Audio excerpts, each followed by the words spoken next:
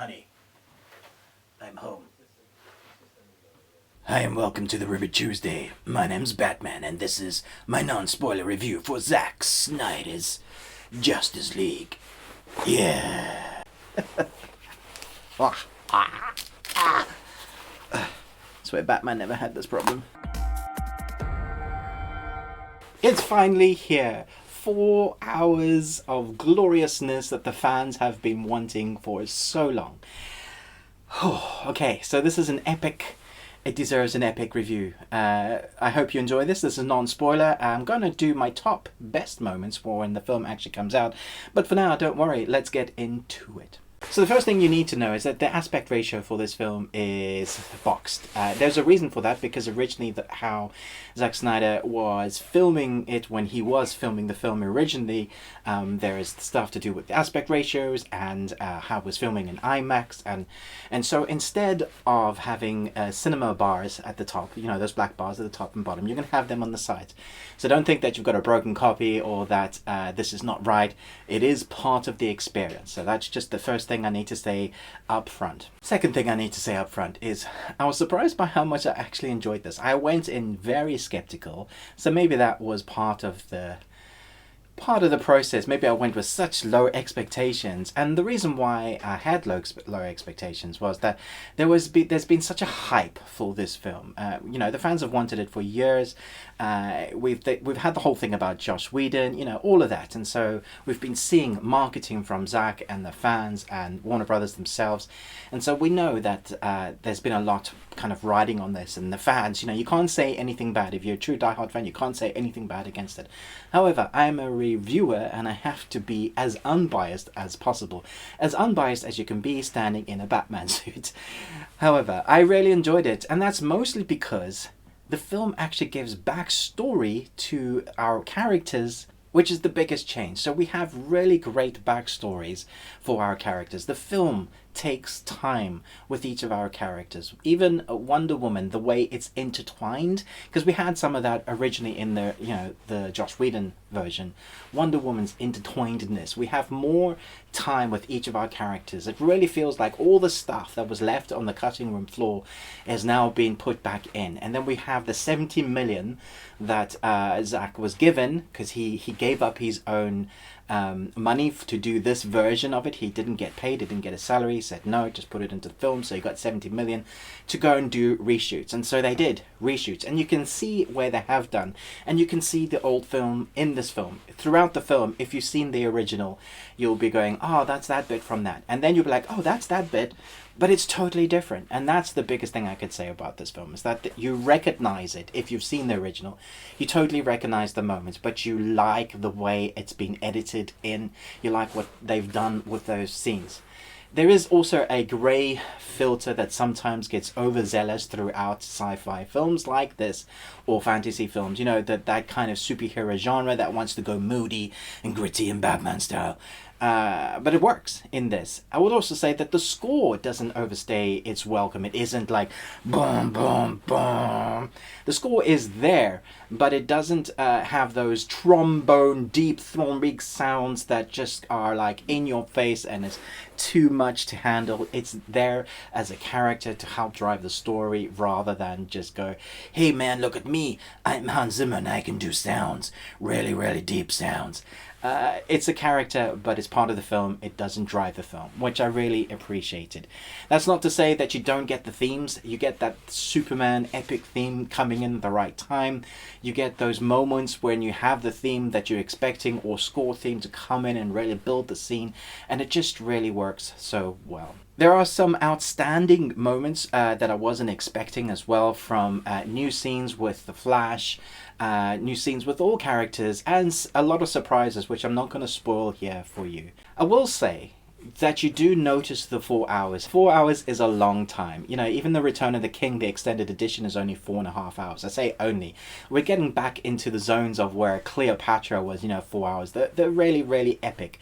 And I know on HBO Max, apparently it has a 10-minute recess. I didn't do that. I watched it in one. I did stop for a cup of tea and a slice of cake, and I came back and watched the second half.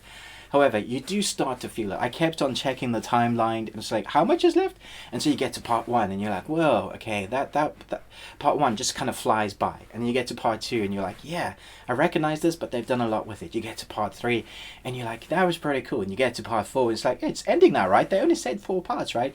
And then it carries on. You're like, oh my gosh, how long is this film actually? It does feel a little bit like Return of the King in that way. When the film ends, it doesn't quite know when it wants to end, and it has more going on, and it has more going on. I feel like this film is for the fans. Like, Zack Snyder's gone, here you go, guys. This is everything we wanted to put in it. There's a lot of content in here. There's some extra characters that I would have loved to have done more with. I'm not going to say that the CG is perfect, however, neither, because there are flight moments where you can totally see whether it's Superman CG or real Superman, real Superman. You can totally sometimes see when certain characters look CG or there's CG there. You do notice it in a couple of bits, but for the most part it looks really polished, and it works well. There's only a couple of minutes that a couple of scenes that I was taken out of it. Everything is embellished and is stretched out, and it's longer, but it's not for the expense of the scene. It doesn't feel like it's dragging it out. It feels like there's a purpose to everything that Zack's vision has had in this film. I feel like there's going to be a lot of hype around this film, and there might be some fan reviewers going, this is the most amazing thing ever. I'm not saying that, but what I am saying is it is fantastic. As a fan, I loved every scene, and I am hoping that the hashtag trending reinstate Zack Snyder's universe, well, DC universe, will carry on, and we might get his vision and his ideas, because I have loved his take on certain films. Some have worked better than others, but for me this worked really well, even at the long run time. I would say there were a couple of scenes that I don't think necessarily even needed to be in this version. Maybe I'll talk about that and spoil it. There was one bit right at the end I just thought didn't need to be there, but I could understand why you wanted to show it, just for the coolness, if that makes sense. But for the in terms of pacing, I think it could have helped it. But when you go into this, you just kind of know that you're in for an epic ride.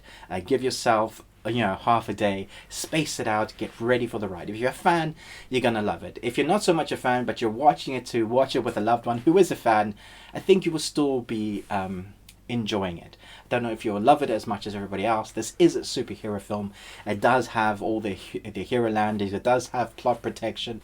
The last thing I wanted to talk about is Steppenwolf. Okay, so my biggest issue with the original Justice League movie was that Steppenwolf never really had a presence of where you felt scared for your heroes, and the fact that he just felt like he was underpowered, underwhelmed. He just didn't give an air of, I'm scared of this guy. But right from the beginning, the way his suit looks, the way it's movable and moving with him, it feels alive, and his presence just is so much bigger, from the voice, from the way it looks. The presence on screen gives the air of doom, impending doom. And so the way they're mixed, his story now, he actually has a story into it. You do feel like he is more of a threat, and part of the reason is that he has a backstory. So you don't care, but you like the character more because you understand, he's just not a bad guy for the sake of being a bad guy.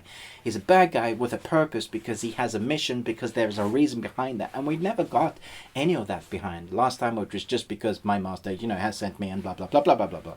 This time there really feels like a tangible reason. You understand what's going on. I would say he still isn't as formidable as I would like him. Once the Superman shows up, you kind of go, yeah, is there anything that's gonna, be able to stop this Superman? However, there is the big bad, as we know, as Darkseid, and I'm not going to go into that because I don't want to do any spoilers. I'm just hoping that we get more of Zack Snyder's universe. So I'm going to give this an A-, not because it is an A- film. I think it is totally fan service worthy, and it has everything in there. It's epic in its own nature, but I enjoyed watching every moment of it. And so there were a few minor issues that I had, but the geek in me just says, yeah, I totally would buy this, totally would own this, and when I can work myself up to it again, I'm totally gonna watch it again. So, let me know what you thought about it when you watch it. How excited are you for this? What is your favorite DC film so far? from that universe. Thanks so much for watching this, but most of all, until next time, remember, live long and Tuesday. Hurts my throat.